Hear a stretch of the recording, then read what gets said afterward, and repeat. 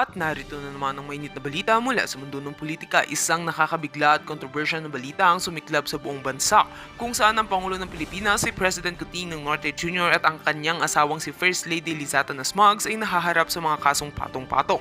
Ito ay matapos matuklasan ng mga labi ng mga hindi kilalang tao sa kanilang pribadong lupain at ang kanilang mga fingerprint ay naiuugnay sa nasabing insidente. Ayon sa mga otoridad, natuklasan ng mga labi matapos magsagawa ng isang operasyon sa lupain ng mga Marcos sa probinsya ng Ilocos Norte. Sa paunahing investigasyon, nakita ng mga eksperto na ang mga labi ay may mga indikasyon na ilang taon na ang nakalilipas ng ilibing ang mga ito. Isang mahalagang ebidensya na natuklasan ay ang mga fingerprint na nagkaroon ng kaugnayan sa mga Marcos na siyang nagpasiklab ng mga haka-haka at reaksyon ng publiko. Patuloy na nagsasagawa ng malalim na investigasyon ng mga otoridad kaugnay sa insidente. Inaalam pa nila kung paano nauugnay ang pamilya Marcos sa insidenteng ito at kung anong klaseng krimen ang naganap sa nasabing lupa. Ang mga labi ayon sa mga eksperto ay pinadala na sa mga laboratorio para sa karagdagang pagsusuri at upang matukoy ang kanilang pagkakakilanlan. Walang opisyal na pahayag mula sa pamilya Marcos tungkol sa insidente hanggang ngayon.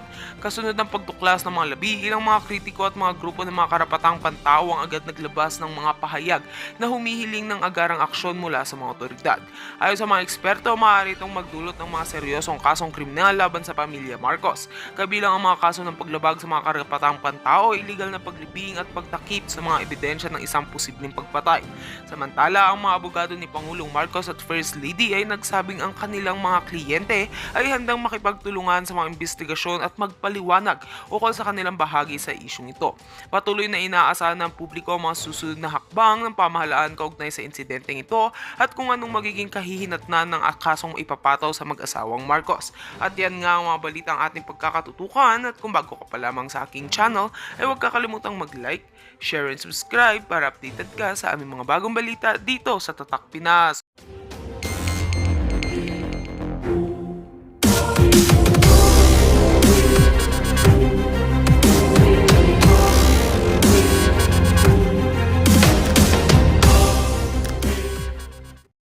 At kay Vicky ko, Ma'am Carolina, at si Leopoldo de la Cruz from Winnipeg na nangunguna. Okay, ayan, ang pag-uusapan natin ngayon ay tungkol sa vote buying na pinayagan ni Bangag at Comelec.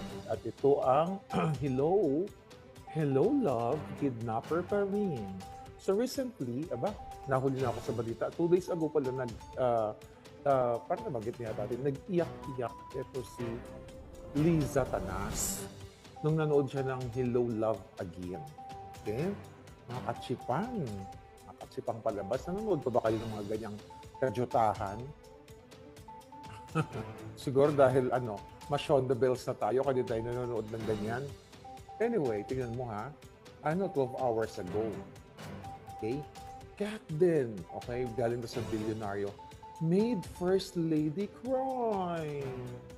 Ang alput, may paiyak-iyak pa ang iyo di punggol. O, sabi niya, Liza, pusher, Bangag, kawatan, kidnapper, attends block screening for Hello, kidnapper pa rin. Okay? Carlo Talk mo, how are you? Ayan, again with Carlo Katigpak ng ABS-CBN. Di ba remember I told you, basahin muna natin. First Lady Kidnapper recently showed her support for the Philippine film industry by attending a black screening of the hit movie Hello, Kidnapper pa rin. Alright? Si Gerald, ayan, breaking news. Bangag si Puting, bangag pa rin. Joining her at the event held at Mega World's Uptown Mall in Bonifacio Global City, where ABS-CBN Carlo Katigbak and film leads Catherine and Alden Richards. O, diba? Ang dilawan, ang mga Lopez. Okay? Yung mga Lopezes, mga palangga na anti-Marcos to the highest level, magkakasama na ngayon ang mga hindi nagbabayad ng tama ang buwis, ang mga nagsamantala sa kanilang mga empleyado, walang tamang benepisyo, kasama na ngayon sila ang mga rebuilding makakaliwa. At ang mga NPA, yun na nga, kaliwa sa Congress, sama-sama nila sila. Hello, kidnapper pa rin, kawatan pa rin. Right. Now, what? Tawad. Okay, sabi dito, one photo shared by the First Lady kidnapper showed her shedding tears while inside the theater. Ganun-ganun pang alpot. Okay, may paiyak. Remember, itong crocodile tears niya, mangkadyutahan niya nung pumunta siya doon sa yung may namatayan during the typhoon na dahil sa 5,500 flood control na ibinulsan ng buwatak-buwakan ng inang to. Namatay yung pamilya, 7 yata, 6-7 families, family members. Those iyak-iyak siya doon. Kadyutahan kasi nungalingan ito. Dahil si Lisa Tanas, wala yung puso. Hello, kidnapper pa rin. You know, the extraction in Turkey. Yeah, kahit anong iyak to, kahit lumuha ng dugo, yung inang yan, yung hinayupak na yan, never again na paniwalaan itong julul na ito. Di ba? Zaralina, alpot, patutot, bigatot. Okay. Sabi niya dito, a co-production between ABS-CBN Stars, sabi ng bilyonaryo.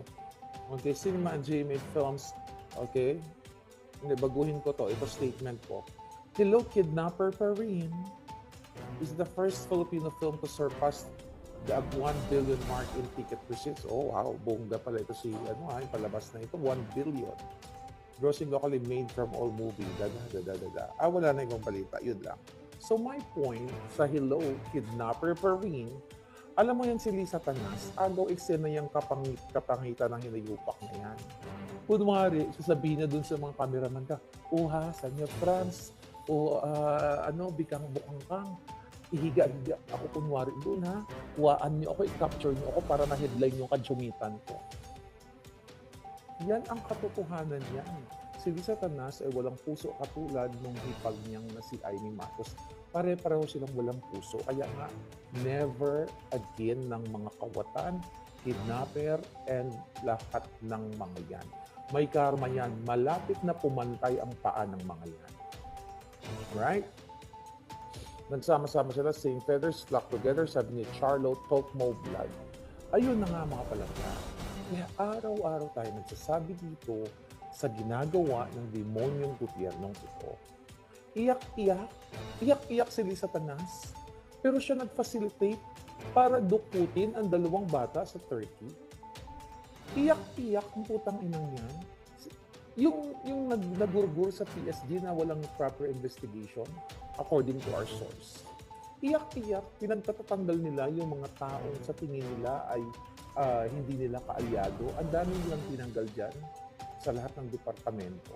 Walang puso yan. Hi, Ma'am Biana Kenjagan, how are you? Walang puso yung demonyong yan kahit ano pang iyak. Yung smuggling, iyak-iyak, yung hayop na yan, yung iyak niyan, kadyutahan lang. Lahat yan, pakitang tao. Recently, may nag-message pala sa akin yung vlog natin kanina about yung pamigay ng mackerel. Imagine mo, bago pa nila binigay, meron pa lang, nilagyan pa yung sticker ni Bangag. Ano to, campaign period? Campaign period na nga. Ito, mga kababayan. Alright, saan yun? Okay.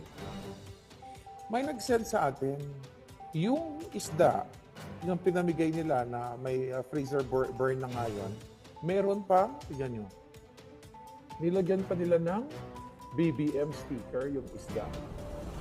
Okay? So the point here, pera ba ni, siguro identifiers na ang isda ay galing sa smuggler na si Bangag. Baka gusto niyang sabihin na itong smuggled isda na ito ay coming from me, the smuggler, the Bangag.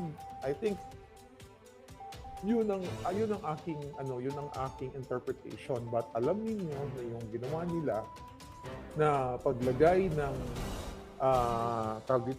paglagay ng sticker bago ibigay ang isda na yan na 48 years na yata yan nahuli, ngayon lang nila inilabas, dinaon sa Kapaskuhan para kunwari namigay ng pamasko. Pero namigay ng, syempre po, may sticker. Di ba? Para kunyari, galing yan kay BBM. Bangag na bangag. Bangag na bangag. Bangag na magnanakaw. Okay? Bangag na bangag ang magnanakaw. Parang gano'n. Alright. Now what? Butod na isda, sabi ni Andres Bonifacio. So, mga kababayan, paulit-ulit na lang ang ginagawa sa inyo. Ngayon, ito, ang COMELEC, si George Garcia, ang nagkasundo sila para maging legal o hahayaan. Teka natin dito. George Garcia, COMELEC. COMELEC, ayuda. Ayuda. Okay, kahapon, dyan, imagine ninyo, alright, ito ang mga balita. For sure, alam niyo na to, ha? Okay, ayuda. Garcia. Alright, okay, mo. Pamahalaan, pamamahagi ng ayuda sa gitna ng kampanya, pinayagan ng COMELEC. Alright, sabi ni Pambansang Dalaga ng Pilipinas, shoutout sa iyo, Pam. Okay, nasaan ang prinsipyo at dignidad mo, George Garcia? Sa ginawa mong yan, tila bagapat ikinabukasan ng iyong pamilya at anak ay ipinagkanulo mo na, nakakadiri ang iyong nabibiling prinsipyo. Higil mo o Janimal ka. Alright. Ang dami na nag-post actually. Tignan natin. COMELEC. Okay. Inaprubahan. Okay. Ang ayuda. Tignan natin dito. Ano pa ang pinagsasabi nito? Ayuda. Okay. COMELEC. Okay. Garcia. Tignan natin. COMELEC chief. Ayan. Ang sabi, pinayagan ng COMELEC na okay lang na mamigay ng ayuda during the campaign period. During the campaign period.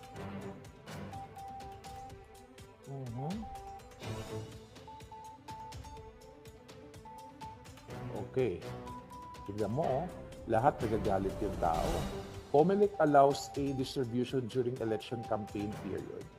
The Commission on Election approved the distribution of aid under programs. Okay?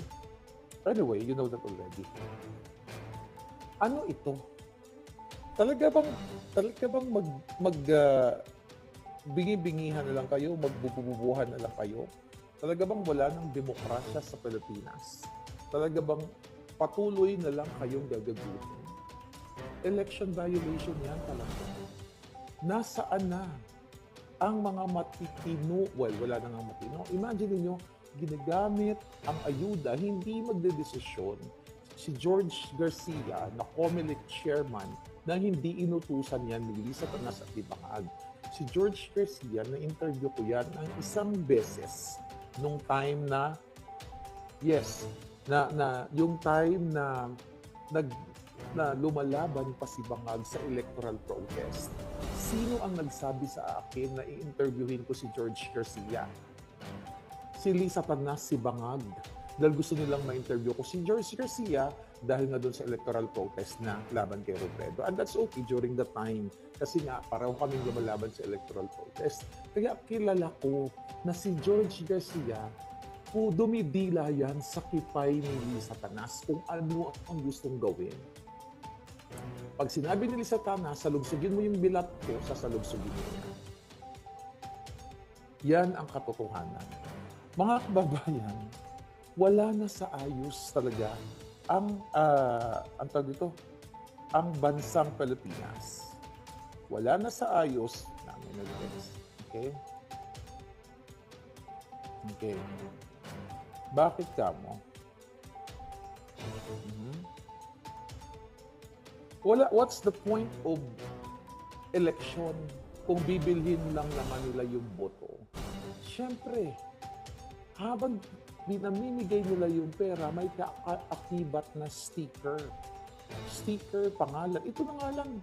May nakalagay, pinakita natin kanina, may nakalagay na sticker na pangalan ni Bangag. Di ba? So ito'y patunay, mga palangga, na talagang bibilhin nila ang boto ng mga mahihirap na vulnerable people kasi nga salat sa kaisipan, salat ang sigmura, salat sa yaman, so walang choice itong mga taong ito. Bibili na yung boto at pinayagan. Election violation ito. Napapayagan nila na magbigay ng ayuda. Ang ayuda na yan, hindi dapat yan during election or magpapapogi ka o magpapolitika, gagamitin ko sa politika mo. Ang ayuda dapat tuloy-tuloy. Kung sino man ang nakaupo. Whether magpapalit-palit ng kulay ang nakaupo, ang pondo ng ayuda kung sa DSWD, DSWD. Kaso, recently nga sa national budget, dun sa finalization nila ng reconciliation nila ng national budget, di ba? Few days ago, parehong i-control si Tambaloslos ang mga jutang ginimas sa Congress at sa Senado. So kaya gamit na gamit, mga kababayan, gamit na gamit itong pera ninyo para sa Madam Caravan ngayon sa EDSA for VP, Mark Anthony Herma. Talaga ba? That's good. Oh, magtanong tayo, hindi ko pa, ang tawag dito? Hindi ko pa na-check yung balita. Oh, ngayon, mga kababayan, so, kawawa yung mga maliliit dito. At kawawa yung mga taong gustong manalo sa fair and honest election. Pero paano mo pagkakatiwalaan ng COMELEC? Sabi ko nga yan si George Garcia, pag sinabi ni Bob Bangag Jr. na supsupon mo ang boto, supsupon niya na. You know what I mean? Sa ngalan ng salapi, sa ngalan ng posisyon, sa ngalan ng kapangyarihan. Yan ang katotohanan, mga palangga. Kailangan din natin block voting. Okay? Sino ba itong message sa atin? Aba, sa X. Okay?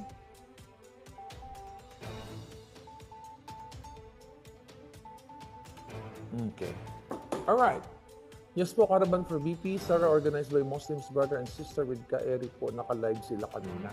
Oo. Sige, tignan natin yan, mga palangga.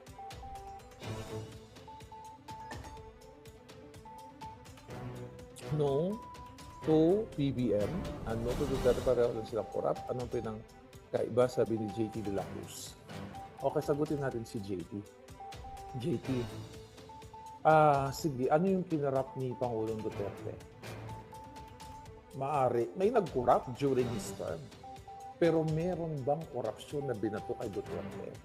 Di ba ang binato kay Duterte itong war on D? Kung nagnakaw si Duterte at kung corrupt si Duterte, hindi na umalis yan dyan sa pwesto. Magpakurap na yan forever. Kung ang pamilyang yan ay ganit, katulad ng mga Marcos, hindi na umalis si Duterte sa pwesto. Pero anong binabato kay Duterte? Di ba war on drugs? Sa nakinabang ka naman. Naglakad ka ng kahit papaano, hindi ka nag-alala kung may sasaksak ba sa'yo or what. Di ba? Sige, mag-comment kayo. I'll try my best. Basta valid lang, basta hindi trolls. Okay? Hindi naman troll siguro to si JT, no? JT, troll ka ba? Okay? You talk about so much Romualdez and Marcos. Pero inaangat mo naman ang Duterte. Troll ito si JT. Di ba? Kawawa tayong lahat. Okay, sige, papagbigyan natin siya. Sinong itatakel natin? Si gusto mo si Duterte, hindi ba araw-araw ko na inaano si Duterte? Sino may hawak ng pondo? Sino may hawak ng pera ng bayan? Si Duterte ba? Meron bang bahay si Duterte sa Forbes 5? Meron ba bahay si Duterte sa Paris o sa Amerika? Na binili niya galing sa Kaban ng Bayan? Mayroon ba sa nakaw na yaman? Wala. Kung meron man, JT, at ako naniniwala ako na sa panahon ni Pangulong Duterte, marami rin nagnakaw na mga appointees niya. Okay? Kaya nga may mga tinanggal siya. Pero kung sasabihin mo na si Duterte ay magnanakaw, magpakita ka ng tangible evidence na mga bahay sa mga Forbes Park, diba, mga yate, mga barko, mga eroplano na meron si Duterte. Maniniwala ako sa'yo. Okay? Alright. Okay. Okay. Nami mag-wild pero wala rin magawa. Lord, sana matapos na ito, sabi ni Pilipinas.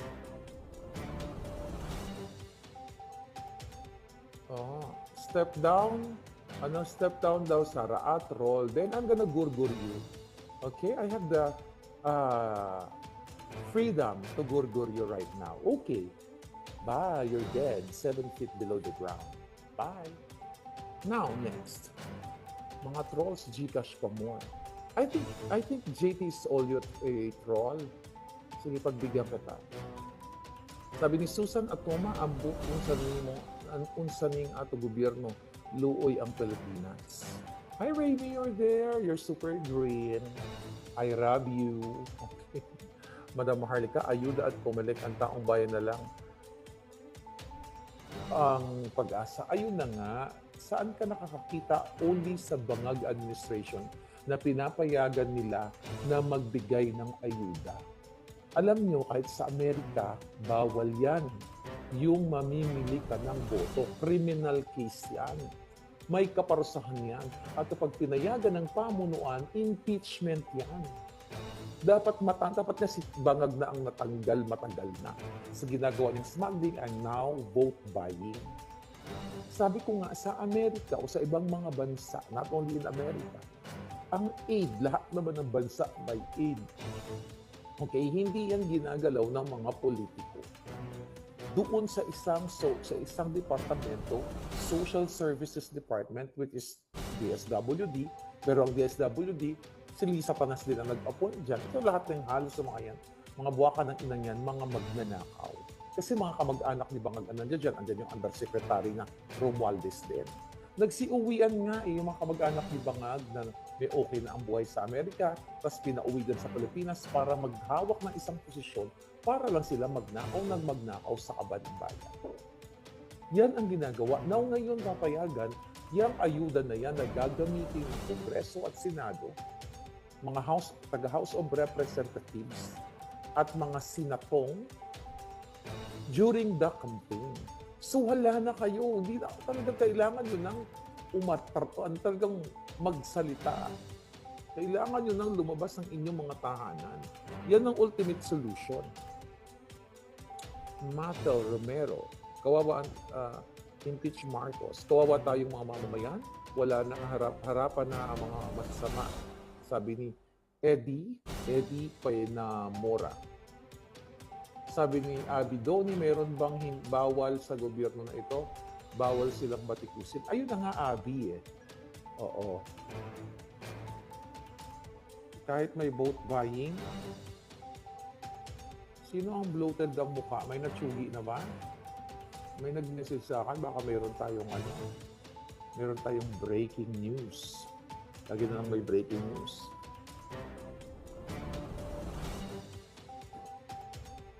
Ano? Hi, Ma'am Jocelyn, how are you? Okay. Is it true? Oh, sabi ganon. Okay, according to my,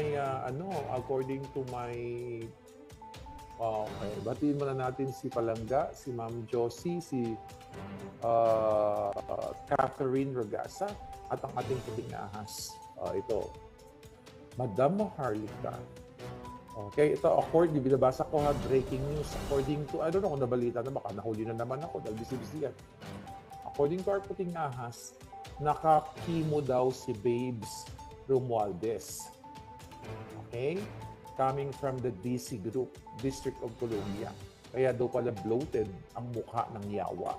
Edit good. Happy. Dapat lahat sila maging bloated. Remember? According to my source, si Romualdez, ang ambassador ng Pilipinas dito sa Amerika, ang nag-facilitate, ang nag-fix ng visa ng 3 assassins para sa ulo ko. Sa Rimulya ba si Bonji